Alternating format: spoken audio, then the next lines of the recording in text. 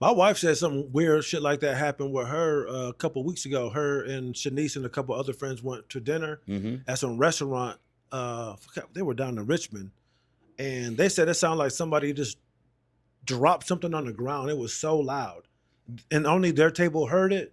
They were like, "Yo, did you hear that?" They were like, "Yeah." Like, what was that? And they looked around, and nobody else in the restaurant Was looking was around. even looking around. And they were like, "Yo, that was crazy." Like, they couldn't even stop talking about it throughout dinner. Yeah, Like, yo, what was that? yeah. Like, what was that noise? Like, there has to be something that wasn't fake. We all heard it, and But it was yeah, just at that seat. just at their table.